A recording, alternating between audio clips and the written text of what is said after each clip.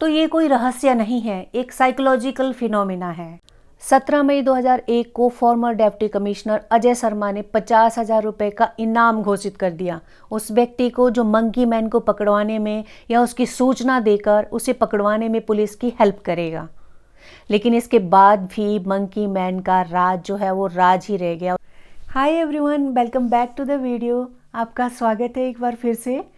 अगर आपने अभी तक चैनल को सब्सक्राइब नहीं किया है तो kindly subscribe the channel for such more informative videos.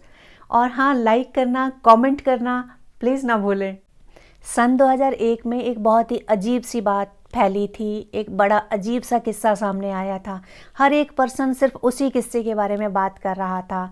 और जी हाँ, मैं बात कर रही हूँ मंकी मैन के बारे में। आप सबको याद आ ही गया होगा कि 2001 में एक अजीब सी बात फैली थी जिसके हिसाब से कोई क्रिएचर लोगों पर अटैक कर रहा था और वो क्रिएचर जो था वो लोगों के हिसाब से मंकी मैन जैसा दिखता था, मीन्स मंकी की तरह दिखता था।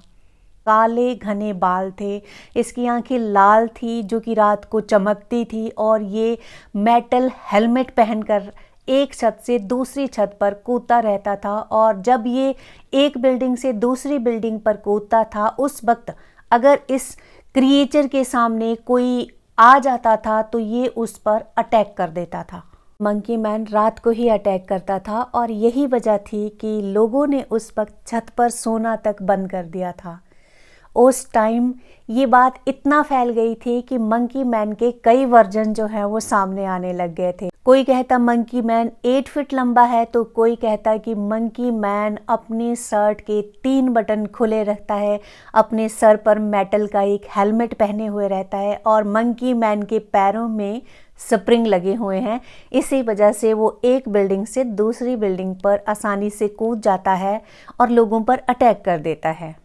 उन दिनों अगर दिल्ली में किसी के घर में चोरी तक हो जाती थी तो उस पर्टिकुलर इंसिडेंट को भी मंकी मैन से कनेक्ट कर दिया जाता था कि ये चोरी भी मंकी मैन ने ही की है, वो अटैक करने आया था, चोरी करके चला गया।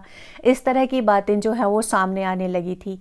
ये बात इतना फैल गई थी कि मेन स्ट्रीम मीडिया यानी कि न्यूज़पेपर, न्यूज़ चैनल, हर जगह आपको यही खबर सुनाई देती थी। कुछ ऐसे लोग भी सामने आए जिन्होंने ये कहा कि उनको मंकी मैन ने काटा है, और कुछ ऐसे इंसिडेंट भी हुए जिसमें लोगों ने कहा कि उन्होंने एक परछाई को अपने छत पर देखा और वो डर के मारे छत से कूद गए।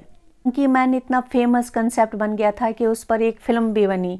कहानी थोड़ा सा डिफरेंट थी पर हाँ, मंकी मैन का जिक्र उसमें ज़रूर था।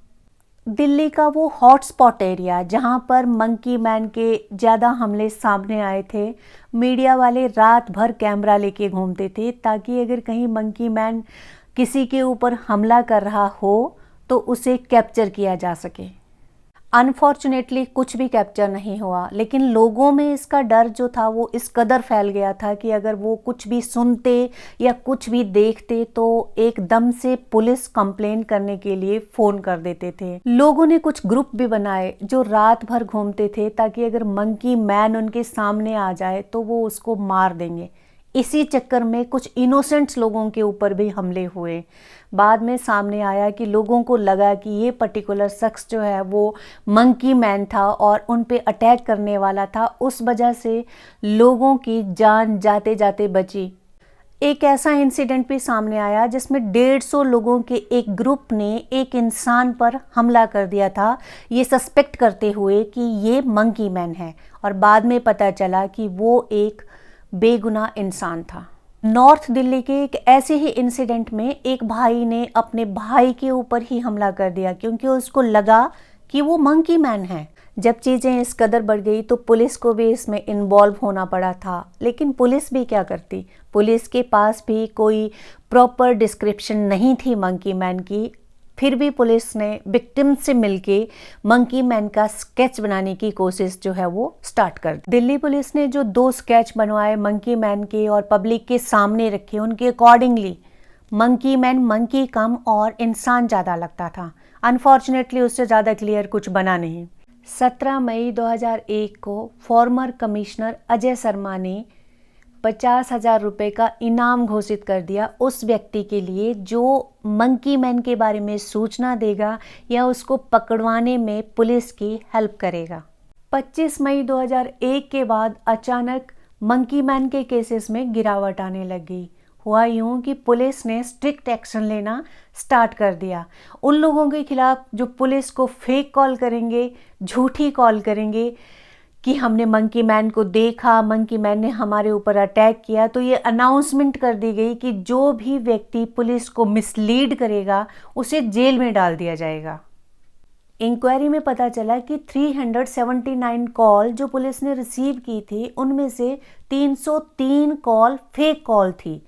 कुछ लोगों को अरेस्ट भी किया गया। 2 लोगों को र्यूमर फैलाने के जुर्म में अरेस्ट किया गया, जिनमें से एक नॉर्थ दिल्ली के डॉक्टर थे जिन्होंने एक ग्लव्स को कलर किया, उसे इन्फेट किया और अपनी बालकनी से नीचे फेंक दिया और अपने पड़ोसियों से ये कहा कि ये मंकी मैन का हाथ था। इनके अरेस्ट होने के बाद लोग अब डर में आ गए कि अगर बात झूठ निकली तो पुलिस जेल में डाल देगी।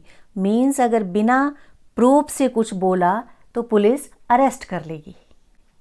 पुलिस के स्ट्रिक्ट एक्शन के बाद मंकी मैन के केसेस में लगातार गिरावट आई और फिर कुछ हफ्तों बाद मीडिया ने भी इस केस में इंटरेस्ट लेना बंद कर दिया और धीरे धीरे ये इंसिडेंट कुछ महीनों बाद, कुछ हफ्तों बाद बिल्कुल ख़त्म हो गए।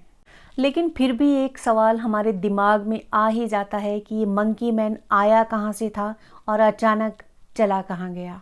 तो ये कोई रहस्य नहीं है, एक साइकोलॉजिकल फिनोमिना है जिसे मास हिस्टीरिया कहा जाता है। हेल्थलाइन की एक रिपोर्ट के अनुसार मास हिस्टीरिया के केसेस में ज़्यादातर देखा देखी और सुनी सुनाई बातों से केसेस बढ़ते हैं।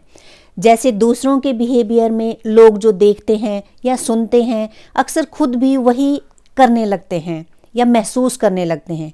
इसके पीछे र्यूमर, सोच, डर जैसी चीज़ें होती हैं।